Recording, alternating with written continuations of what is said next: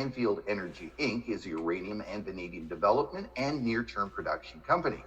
Anfield's conventional uranium asset portfolio is underpinned by its Shooter Canyon Mill, one of only 3 licensed, permitted, and constructed conventional uranium mills in the entire U.S., located in the historic and mining-friendly state of Utah. Today, we're happy to be joined by the company's Chief Executive Officer, Corey Diaz. Thanks very much for dropping by Stockhouse today, Corey.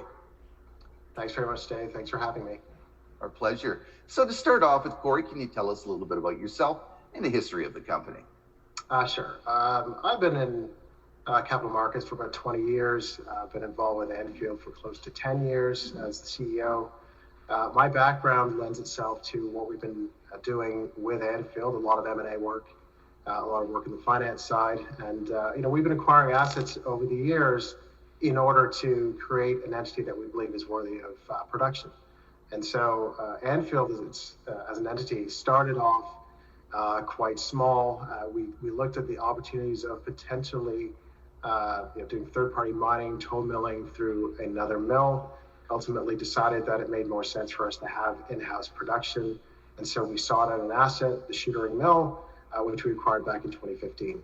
As fast forward to today, we've created a portfolio of assets which lend themselves to significant production through the mill, from assets in Utah and Colorado and Arizona.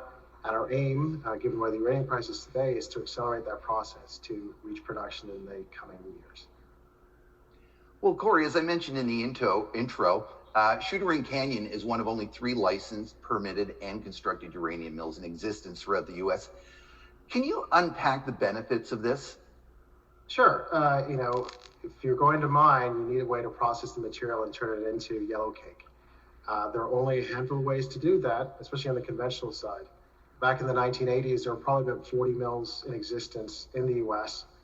Given the recession, given the drop in the uranium price, a lot of those mills were dismantled, leaving 3 mills. So we own one. Energy Fuels owns a mill, which is the only running mill today, and Rio Tinto owns the 3rd. And so the scarcity value of having a mill and the ability to produce material can't be understated here. It is something that is a significant advantage for us vis-a-vis our peers. It's very different on the ISR side of the business, where there are a few more processing facilities, but for hard rock conventional assets, we are in a very unique position.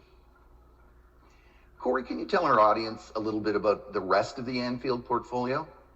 Sure. Our focus is on the hard rock side. As I mentioned, we've got the West Slope properties, which we acquired from Cotter back in late 2018. West Slope consists of 9 different mines, which recently produced in the early 2010s. So they are still permitted and available for production.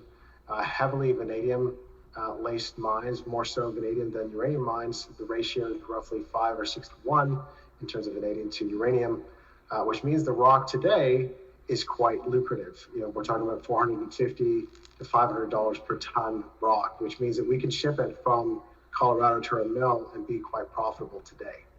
We also have a property, the Velvet Wood Mine, which is called the Jewel. It's relatively close to our mill, probably likely to be first feed into our mill. It's also a past producing uranium and vanadium mine. And so with those 2 assets alone, or those 2 parts of our portfolio alone, we can have a long-term production complex just based on Shooter Mill, West Slope, and Velvet Wood. And we continue to look at other assets that we have within our portfolio to complement those other assets. So we do believe that we created this mining mill complex, which is very unique in the sector. And certainly with the price continuing to move up, we're in a prime position to start production in the relative near term. Corey, what's the strategy for the company moving forward through 2022 and beyond? And what should retail and institutional investors be looking out for? Well, look, I think we've been putting out a lot of news recently. If you've seen, we've had 3 news releases in the past 3 weeks, emphasizing our new focus, or a more recent focus, on the hard rock side of our business.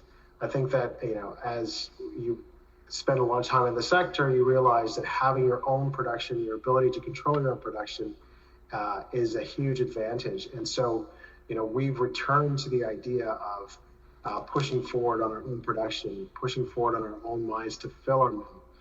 And so our strategy going forward is to continue that process advance the assets that don't have economics on them to put economics on them, and then create a long-term plan for production through the mill that we hope to execute on in the coming years.